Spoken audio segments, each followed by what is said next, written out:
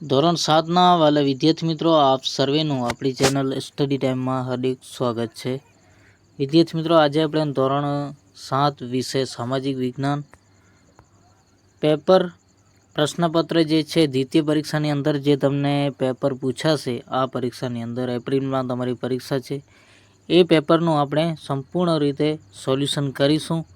સાચું પેપર છે એકદમ. અને ચાલો શરૂઆત કરી. તે પહેલાં જો તમે ચેનલ પર નવા હો તો ચેનલને સબસ્ક્રાઈબ કરી નાખજો.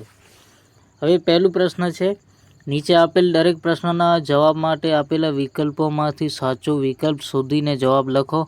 એમાંથી પહેલું વિકલ્પ છે, ગટકડગાના ગોળ રાજ્યમાં કુલ કેટલા ગામડા હતા? તો અહીંયા તમે ટીક થયેલ જોઈ શકો છો, 7,000. પછી બીજું છે, નીચે પૈકી કઈ જાતિના સમૂહને ટાડા કહેવાતું? તો અહીંયા આવે છે વણજારા. પછી ત્રીજું છે, મૂળા અને સંથાલ જનજાતિ. મૂળા અને સંથાલ જનજાતિઓ નીચેની પૈકી કયા રાજ્યો સાથે સંબંધિત છે? તો એની અંદર કઈ આવી? પંજાબ, હરિયાણા, આંધ્રપ્રદેશ, કેરળ કે ગુજરાત અને મહારાષ્ટ્ર કે ડી બિહાર અને ઝારખંડ? તો આ જે છે પ્રશ્નનો જવાબ તમારે કમેન્ટની અંદર જણાવવાનું છે મને. પછી ચોથું છે, અહમ લોકો 13મી સદીમાં હાલના કયા દેશથી આવી અસમની બ્રહ્મપુત્ર નદીના ખીણના વિસ્તારમાં વસ્યા? તો અહીંયા બ્રહ્મપુત્ર જે નદી છે એના ખીણમાં વસ્યા, તો મ્યાનમારમાં જે આવેલા પ્રજા હતી. પછી આપણે નેક્સ્ટ જોઈએ તો 5મો પ્રશ્ન છે, કઈ ઐતિહાસિક કૃતિને પહેલા અહોમ ભાષામાં અને પછી આસામી ભાષામાં લખવામાં આવી હતી? તો અહીંયા આવે છે બુરંજી. પછી આપણે નેક્સ્ટ જોઈએ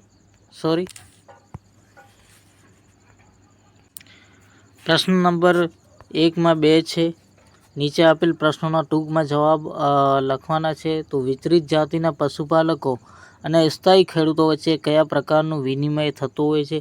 તો અનાજ, કપડાં, વરણ અને અન્ય વસ્તુઓ માટે ઊન, ઘી વગેરે વસ્તુઓનું વિનિમય થતું હતું. દાખલા તરીકે પશુપાલકો છે તો એ દૂધ અને ઘીનું ખેડૂતોને આપતા, અને ખેડૂતો જે છે એની આપ-લે કરતા. ખેડૂતો એમને સામને શું ઘઉં હતા કે ચોખા હોય જે પણ આપતા હતા. પછી બીજું છે, યુદ્ધ દરમિયાન વણજારાઓ કયું કામ કરતા હતા? તો બળદોની પોર દ્વારા મુદ્દે માટે અનાજ અને ચીજ વસ્તુઓ લાવતા હતા. પછી ત્રીજું છે, ગુજરાતમાં કઈ વિચરિત અને વિમુક્તિ જાતિઓ જોવા મળે છે? તો અહીંયા વિચરિત જાતિ અંજારિયા, કાગરુડી, વરસોડા, ભાવિયા, રાયલ, કાગસિયા એ વગેરે જે જાતિઓ છે એ ગુજરાતની અંદર જોવા મળે છે. પછી પ્રશ્ન નંબર 2 છે, માંગ્યા મુજબ જવાબ લખો. એની અંદર ખાલી જગ્યાઓ તમને આપવામાં આવેલ છે. એ ખાલી જગ્યા, ચૈતન્ય મહાપ્રભુએ બંગાળમાં ખાલી જગ્યાનું મંત્ર ગુંજતું કર્યો? તો અહીંયા આવશે શું આવશે? હરિબોલ. બીજું છે, સંત ખાલી જગ્યા કબીરના ગુરુ હતા? તો અહીંયા રૈદાસ આવશે. પછી ત્રીજું છે, ગુરુ નાનક ખાલી જગ્યાના શાખાના સંત હતા? તો અહીંયા આવશે નિર્ગુણ. પછી ચોથું છે, સૂફી શબ્દ ઇસ્લામ ધાર્મિક વિચારોનું વ્યક્ત કરે છે? તો અહીંયા સૂફી જે શબ્દ છે ઇસ્લામ ધાર્મિક વિચારોનું વ્યક્ત કરે છે. પછી 5મી ખાલી જગ્યા છે, મીરાબાઈ ખાલી જગ્યાને ગિરધર ગોપાલના રૂપમાં પૂજતા હતા? અહીંયા તો શ્રી કૃષ્ણ અને મીરાબાઈ જે છે એ પૂજતા હતા. પછી આપણે નેક્સ્ટ જોઈએ તો નેક્સ્ટ મને ઓળખો. અહીંયા તમે ઓળખવાના છે. તો કેવી રીતે? તો અહીંયા આપણે જોઈ લઈએ. પહેલું છે, હું ગુજરાતી ભાષાનો આદિકવિ છું? તો નરસિંહ મહેતા. આ વારંવાર પ્રશ્ન પૂછાય છે. બીજું છે, અજમેરમાં ચિશ્તી પરંપરાની સ્થાપના કરનાર હું હતો? તો અહીંયા આવશે મોહિઉદ્દીન ચિશ્તી.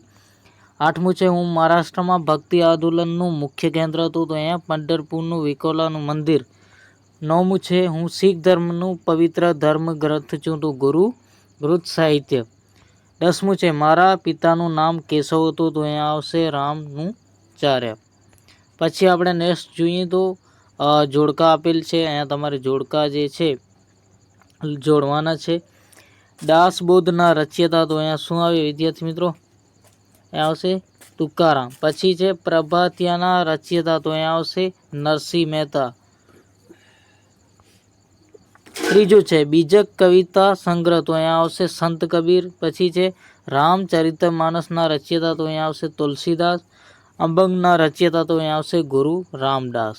પછી આપણે નેક્સ્ટ જોઈએ તો નીચે પ્રશ્નો ટૂંકમાં જવાબ તમારે લખવાના છે. આ પ્રશ્નો તમે જોઈ શકો છો અહીંયા સ્ક્રીન ઉપર, કેમ કે બધા હું સોલ્યુશન કરવા જઈશ તો આપણું વિડીયો જે છે લાંબો થઈ જશે. ટૂંકા જે પ્રશ્નો છે એ સોલ્યુશન કરવાનું છે. પછી છે મને ઓળખો, બીજી વાર આવેલ છે. હું ગુજરાતી ભાષાનો આદિકવિ નરસિંહ મહેતા, સોરી એ એક જ છે, ડબલ વાર PDF બનેલ છે. તો વિદ્યાર્થી મિત્રો અહીંયા થોડીક ભૂલ થઈ છે, તો અહીંયા તમે જોઈ શકો. આનો જવાબ થશે સંત કબીર અને અભંગના રચયિતાનું થશે તુકારામ. તો આપણે નેક્સ્ટ પ્રશ્નો જોઈ લઈએ. તો અહીંયા તમારે પ્રશ્નો જે છે ટૂંકમાં જવાબ આપવાના છે, એ લખેલા છે સ્ક્રીન પર જોઈ શકો છો. પછી આપણે નેક્સ્ટ જોઈએ તો ખરા ખોટા તમને 3 પ્રશ્ન આપેલ છે. તેમાંથી શીખ ધર્મના પરંપરામાં કુલ 10 ગુરુઓ થયા હતા, તો અહીંયા ખરું આવે, સાચું છે. પછી ઔરંગઝેબે છત્રપતિ શિવાજી પછી શિવાજીના પૌત્ર સંભાજીને કેદ કર્યો હતો, તો આ ખોટું છે. ત્રીજું છે બાલાજી વિશ્વનાથ પ્રથમ પેશવતા હતા, તો અહીંયા ખરું છે. પછી નેક્સ્ટ જોઈએ તો નેક્સ્ટ મુદ્દાસર જવાબ તમારે લખવાના છે આ પ્રશ્નોના. આ જોડકા જે છે બીજા જોડકા આવેલ છે, બંધ બેસતા જોડકા, તો અહીંયા તમે જોઈ શકો છો. સોરી એક જ જોડકા આવેલ છે પાછા. તો નેક્સ્ટ પ્રશ્નો આ તમે જોઈ શકો છો. મોટા પ્રશ્નો તમારે જવાબો લખવાના છે. અમુકના જવાબ અહીંયા લખેલ છે. વિડીયો લાંબો થઈ જશે, પછી આપણે નેક્સ્ટ વિડીયોની અંદર બીજા પ્રશ્નપત્રનું સોલ્યુશન કરીશું. Thank you very much. ફરી મળીશું નેક્સ્ટ વિડીયોની અંદર. જય હિન્દ.